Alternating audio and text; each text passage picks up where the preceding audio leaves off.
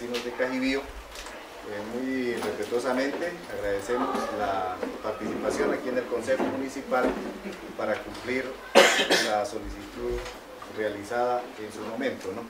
Nosotros habíamos pedido que nos acompañara el funcionario del INCODER, César Martínez, porque tenemos un acuerdo con el instituto, con el INCODER, para presentar las propuestas de conformación de zonas de reserva campesina. Desafortunadamente, ¿cierto?, debido a la situación que se está presentando en el municipio de Santander de Quilichao, por el problema minero, el derrumbo de esa mina, hace una hora nos llamó el funcionario César Martínez y nos dijo que el INCODER no podría hacerse presente porque mañana ya llegan la mayoría de los ministros a Santander para resolver el problema, que es sumamente complicado y que entonces el INCODER necesita a todos sus funcionarios.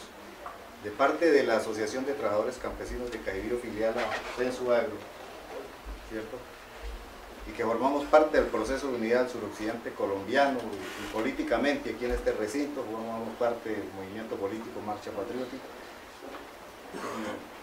Venimos a cumplir con ese requisito, el derecho a la información del campesinado cajibiano. Inicialmente hemos acordado con ustedes y con el INCODER que el primer espacio debería ser en las instalaciones del Consejo Municipal con cada uno de sus 13 concejales. De parte de la Federación se hace presente hoy el líder nacional de la Coordinación Nacional Agraria, Cristóbal Guamanga. Él será la persona que en estos 30 o 40 minutos nos diera la información que se tiene acerca de lo que son las reservas campesinas. Entonces, Cristóbal, háganos el favor usted y nos instruye para cumplir el objetivo.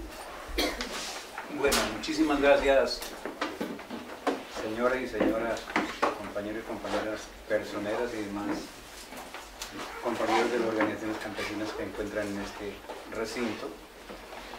Me queda felicitar al concejal que exige cumplimiento de las tareas enmarcadas en la ley para las autoridades,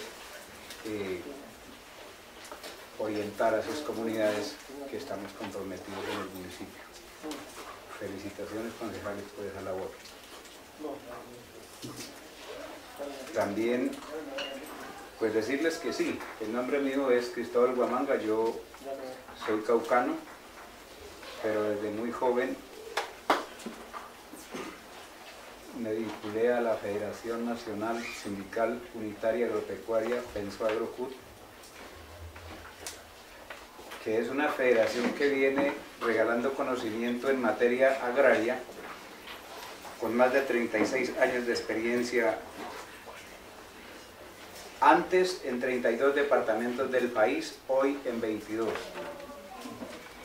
Ustedes saben que el conflicto político, social y armado que vive en nuestro país tiene orígenes desde antes de 1900, y las guerras que se libran en Colombia ha sido para despojar de tierra al campesinado colombiano, con diferentes nombres, pero ha sido el tema de la tierra, donde los campesinos ya han abierto espacio y los terratenientes necesitan desarrollar sus proyectos, agudizándose desde 1940, 45, 50, con el paquete de la Revolución Verde que ustedes escuchan y algunos concejales, estudiosos, investigadores del tema agrario en Colombia deben de conocer. ¿Qué es el paquete de la Revolución Verde de 1940, a partir del momento en que comienza a llegar el DDT como fungicida de control de plagas? Por ahí comienza ese proyecto. Pero quiero irme en un pedacito histórico para llegar al tema de zonas de reserva campesina. Quiero remitirme al momento del gobierno, porque ustedes saben que en Colombia el primer presidente de la República fue Simón Bolívar, ¿cierto? Simón Bolívar le tocaba salir a otros a otros países de hoy América, porque antes de Américo Vespucio nosotros no sabemos cómo llamaba nuestro territorio de hoy América. Hoy América, después de creada la República de Colombia, Simón Bolívar le entrega la presidencia al famoso hombre de las leyes, que ustedes saben quién es. El proyecto de Simón Bolívar era un proyecto social para el gobierno y para la República. Pero para salir a liberar otros países de hoy América, él le entrega la presidencia a Santander y le dice: lo primero que le recomiendo es la libertad de los esclavos. Y en segundo lugar, la tierra para los soldados que triunfaron en la guerra de independencia. Le hace esas dos recomendaciones Simón Bolívar a Santander. Y Santander tenía mentalidad capitalista y dijo: no, ¿cuál tierra? La tierra es de nosotros, los dueños de la tierra, y no se la vamos a entregar a soldados que triunfaron en la guerra de independencia. Y a partir de ese momento entrega el modelo de desarrollo capitalista, que es el que hoy ustedes trabajan todos los días, las 24 horas. Y las ganancias van a parar a los bancos. ¿De quién son los bancos? ¿Y esa plata de los bancos se reinvierte acá en el trabajo de ustedes? No, ¿cierto? Los bancos tienen un dueño y ese dueño no larga un peso. Ese es el modelo. Allá llega el modelo de desarrollo capitalista y es necesario remitirnos a ese momento para poder entender el problema de las zonas de reserva campesina y del problema agrario en Colombia, porque el campesinado, a partir de 1903, ustedes saben que termina la guerra de los 1000 días con la entrega del Panal de Panamá a los Estados Unidos. Ustedes saben eso, en la historia. Pero para ese momento ya hubieron campesinos y campesinas en Colombia que vieron que la tierra estaba mal distribuida, que estaba en pocas manos y había que hacer algo. Y ese algo fue comenzar las luchas a partir de 1905, 1910 y 1918. Allí comienza la organización y la lucha del movimiento campesino, revuelto con movimiento indígena ya para esa época, porque los indígenas también empezaron a detectar igual problema y se juntaron y se metieron a unas haciendas, quemaron casas, recuperaron tierras y obligaron a que saliera una ley que justificara que la tierra debía de jugar el papel social para lo que se necesitaba la tierra, que era colocarla a producir. Pero hasta ese momento no había ley de reforma agraria. Solo para 1936 se da la ley 200, que se dice que es la ley de reforma agraria para el país, logrando algunas alternativas que para 1944, con otra ley, empiezan a retroceder esa posibilidad que el campesinado en Colombia y el movimiento indígena venía peleando desde antes, y que en 1936 surge la ley 200, pero también surge una federación de organizaciones indígenas y campesinos en Colombia. Miren que para 1961 surge la otra ley, y esa ley tiende a que se organice el campesinado, que es donde surge la ANUC, la Asociación Nacional de Usuarios Campesinos, pero atrás de ella, por esa lucha que ese movimiento campesino hace, y despoja también a terratenientes de tierras, pues apretan los terratenientes en el Congreso de la República y hacen la ley para asegurar la tierra del terrateniente y sacar de plano la lucha del movimiento campesino y del vertebrar ese proceso. Vean ustedes esta historia en materia agraria, y desde allí entonces nuestros viejos de avanzada, nuestros ancestros, ancestras, porque la mujer no está lejos de la lucha, se viene dando la pelea, y en estas peleas, ¿qué hacen? Hacen unas propuestas de ley de reforma agraria. En esas propuestas de ley de reforma agraria queda consignado una figura territorial, pero una figura territorial que no sea la de ley 89 de 1890, Recuérdense que la de ley 89 de 1890 es la ley que faculta la creación de los resguardos y la organización de los cabildos indígenas en Colombia. El movimiento campesino proponía una ley de reforma agraria y dentro de esa propuesta de ley de reforma agraria estaba la figura de zona de reserva campesina. Pero eso estaba en la mente de ellos, que sabían cómo era el problema de la tierra y del territorio y de lo que nos esperaba el futuro. Mas el gobierno y los senadores, empecinados de asegurar sus propiedades privadas, no le pudieron dar juego a esa política del campesinado colombiano, más cuando pudieron desvertebrar el movimiento campesino e indígena que conformaron su federación para 1936. El objetivo era acabar, y ustedes saben, la lucha por acabar el movimiento social y popular en Colombia, para que nadie luche, para que nadie diga la verdad, y para que entonces el capitalismo haga poder hacer todo lo que quieran. Como lo están haciendo, porque ustedes, que son concejales, que son líderes, que son políticos y políticas, saben que aquí quien diga la verdad tiene que meterse en la cabeza que tiene la lápida en la frente, y quien reclame los derechos está obligado a lo mismo. En ese sentido, entonces, ¿qué pasa nuevamente? Miren que en este momentico hay una discusión grande por los diálogos en La Habana con el primer tema, que es el problema agrario en Colombia.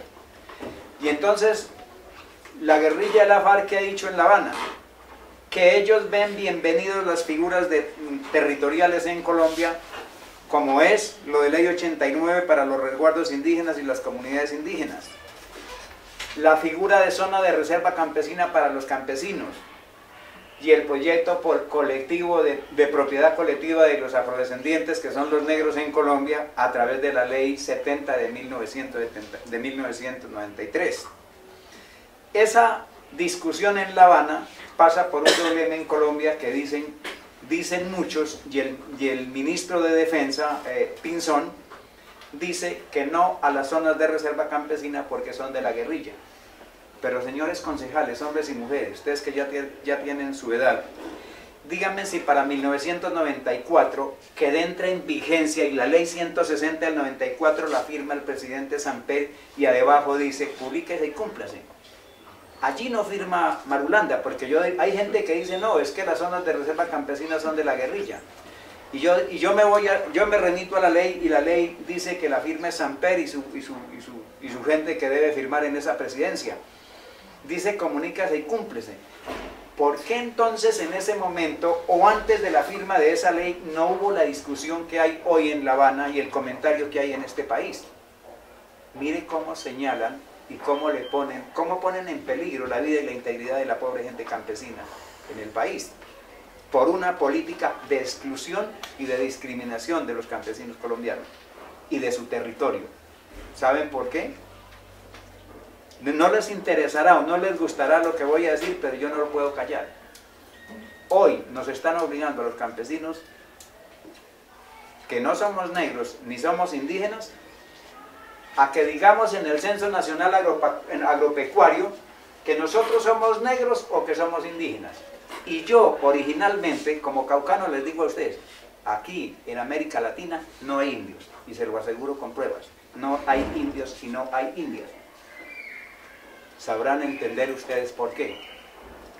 Y más en este momentico, cuando el campesinado no aparece en la constitución política y están escondiendo los derechos de los campesinos, y no meternos en el formulario del censo, díganme, ¿para qué es?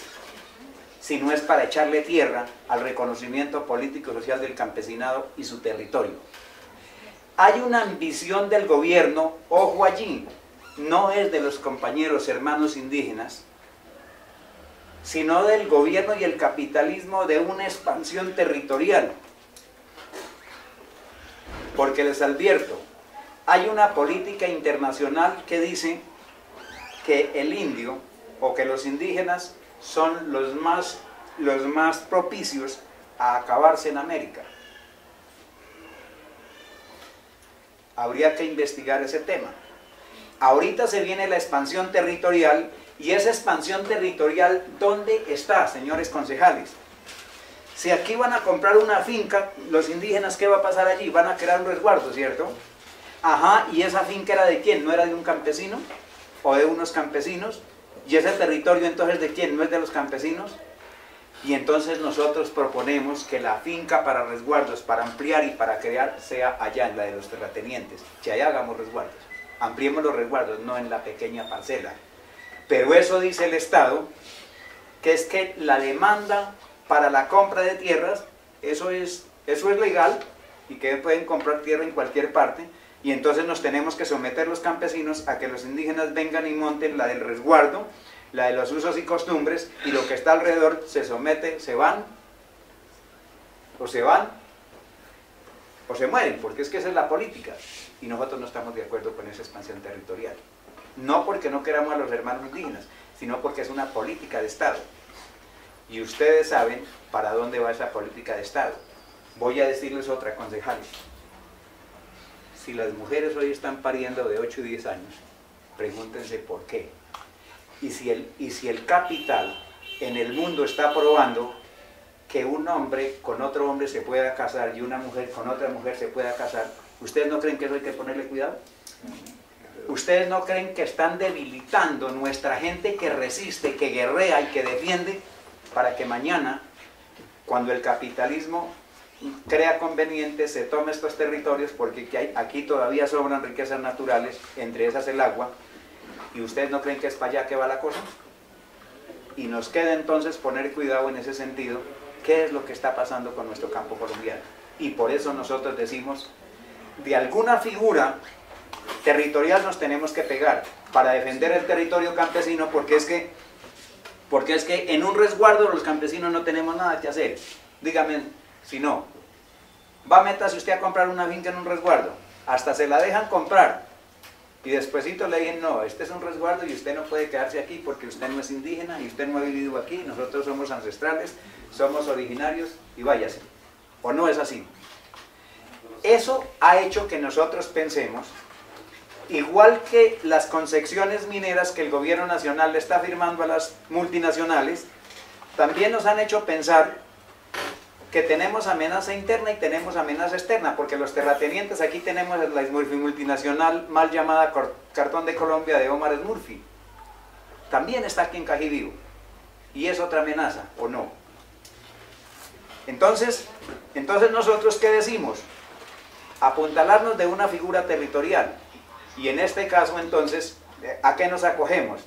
Nos acogemos a esa figura que aparece en la ley 160 en el artículo 79, 80, 87. Allí está la facultad para crear una zona de reserva campesina en Colombia. Pero me gustaría que antes de pensar en esa zona de reserva campesina, los concejales sepan que esa figura, para poder nosotros hablar y crear una zona de reserva campesina, ha costado muertos y mucha sangre en el país. No se dio porque el gobierno de Samper quiso apoyarnos con meter esa posibilidad en la ley 160 de crear una zona de reserva campesina. Ha sido una lucha del campesinado, de nuestros ancestros en este país. Eso me queda aclarar para que ustedes sepan por qué hay unos campesinos que jodemos con ese cuento. Primero porque ya nos obligaron. Ya no es si queremos, porque ustedes ven aquí Cajibío cómo está.